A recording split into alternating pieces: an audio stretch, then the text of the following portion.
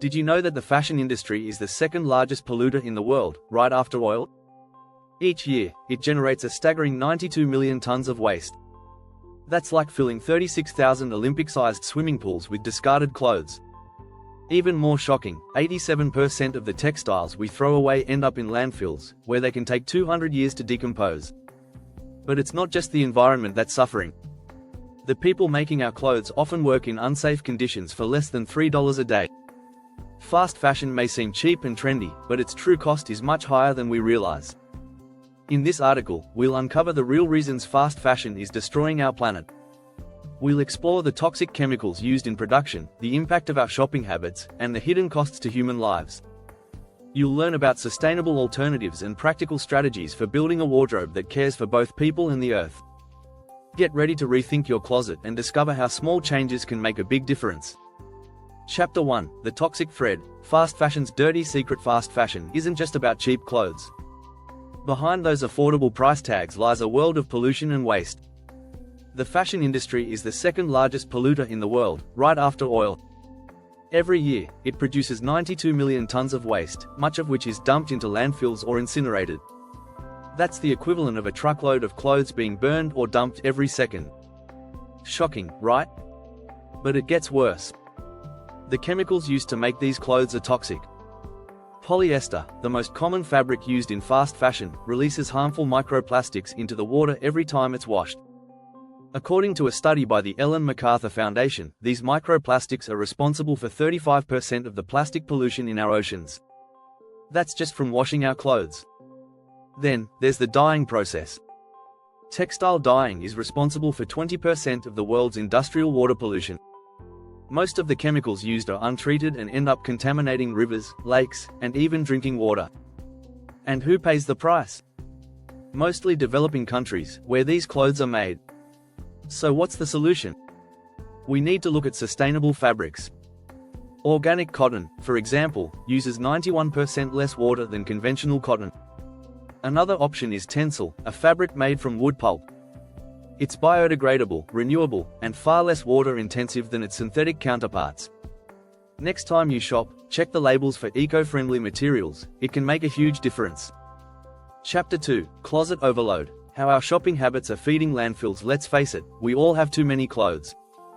The average person today buys 60% more garments than 15 years ago, but keeps them for half as long. We're constantly cycling through trends and tossing items aside once they're out of style. This constant churn is driving a major landfill crisis. In fact, 87% of the fiber used for clothing is either burned or ends up in a landfill. What's worse is that most of this clothing isn't biodegradable. Synthetics like polyester can take up to 200 years to break down. So when we're throwing away that $5 trillion shirt, we're contributing to an environmental disaster that will outlive us by generations. The key strategy here? Less is more. Adopt a capsule wardrobe mindset. This means investing in a small collection of high-quality, versatile pieces that you can mix and match. You don't need 30 trendy tops when 5 timeless ones will do the trick. By focusing on durable, classic pieces, you not only reduce waste, but you'll also save money in the long run. Another powerful tip is to shop second-hand. Thrift stores and online marketplaces like Poshmark or Depop offer incredible finds, often at a fraction of the cost. You can get unique, high-quality pieces while giving them a second life. Chapter 3: The Cost of Cheap. The human toll behind fast fashion. The environmental impacts of fast fashion are huge, but there's another side we often overlook: the human cost. The people making these clothes are often exploited, working in unsafe conditions for shockingly low wages. According to the Clean Clothes Campaign, the majority of garment workers earn less than $3 a day, far below a living wage. Many factories in countries like Bangladesh, India, and Cambodia operate under unsafe and unethical conditions. One of the most tragic examples is the 2013 Rana Plaza collapse in Bangladesh, where over 1,100 workers died when a poorly constructed factory building crumbled. This disaster wasn't a one-off event. It highlighted the daily dangers faced by millions of garment workers around the world. So how can we make a difference? Start by supporting brands that prioritize fair labor practices. Look for certifications like Fair Trade or B Corp that guarantee workers are paid fair wages and work in safe environments. You can also do your own research by visiting sites like Good On You, which rates brands based on their ethical and environmental practices. Additionally, consider reducing how often you buy new clothes. Every purchase supports a system. Let's make sure it's one that values people over profit. By being more mindful about where and how we shop, we can push companies to adopt better practices. After all, every dollar is a vote. If you're enjoying this content and want to learn more about sustainable living, don't forget to subscribe for future updates. Together, we can make a difference. Chapter 4: Eco-fabrics. Are they actually saving the planet? We've all heard about eco-friendly fabrics like organic cotton, bamboo, and recycled polyester. But are these materials really as green as they seem? Let's break down the facts and see what's truly sustainable. Organic cotton is often touted as a miracle fabric, but it's not without its challenges.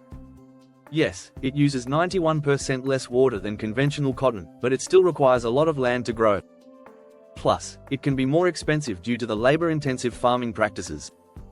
That being said, organic cotton is a better choice when compared to regular cotton, which uses 16% of the world's pesticides for just 2.5% of its farmland. It's all about making incremental improvements. Now, let's talk bamboo. It sounds great, fast-growing, renewable, and biodegradable. But the reality is more complex.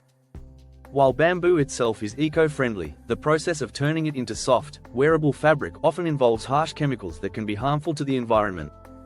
So, unless the fabric is labeled as mechanically processed bamboo, it might not be as green as you think. Then there's tencel, a fabric made from sustainably sourced wood pulp. This material is produced in a closed-loop process, meaning 99% of the water and chemicals used are recycled and reused. It's one of the few fabrics that's actually as eco-friendly as it claims to be. If you're looking for a truly green option, tencel is a great choice. Recycled polyester is another popular, eco-fabric, made from things like old plastic bottles. While it reduces waste, it still sheds microplastics when washed, which contribute to ocean pollution. A good strategy here is to minimize your use of synthetic fabrics altogether. Whenever possible, opt for natural, biodegradable materials like wool, linen, or hemp. Remember, no fabric is perfect, but some are definitely better than others. Being aware of the trade-offs helps you make smarter decisions. Chapter 5: The Power of Second-Hand. Fashion's best kept secret. One of the easiest ways to reduce your fashion footprint? Shop second-hand. It's a win-win. You get unique, high-quality items, and you help reduce the demand for new clothing. According to ThreadUp, buying one used item reduces its carbon footprint by 82% compared to buying it new. Second-hand shopping is experiencing a major resurgence, with the resale market expected to reach $84 billion by 2030, outpacing fast fashion.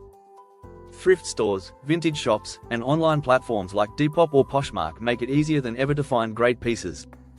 Plus, you get to skip all the environmental and social costs tied to producing new clothes. A unique perk of thrifting is the treasure hunt aspect. You're not just walking into a store and picking something off a rack. You're searching, curating, and finding items that feel truly yours. And since trends always cycle back, vintage pieces can help you stand out while staying stylish. Another great option is organizing or joining a clothing swap. It's a fun way to refresh your wardrobe without spending a dime. You can get rid of clothes you no longer wear and pick up new pieces, all without contributing to waste. It's a sustainable and social way to shop. Finally, consider upcycling. If you find a second-hand item that isn't quite your style, why not tweak it? A simple alteration, like cropping a shirt or adding patches, can make an old item feel new and unique. In fact, upcycling has become a movement of its own, with many designers creating entire collections from repurposed clothes. Thrifting, swapping, and upcycling are all great ways to make fashion sustainable while expressing your personal style. If you found this article helpful and want more insights into sustainable living, make sure to subscribe. Together, we can change the fashion industry for the better.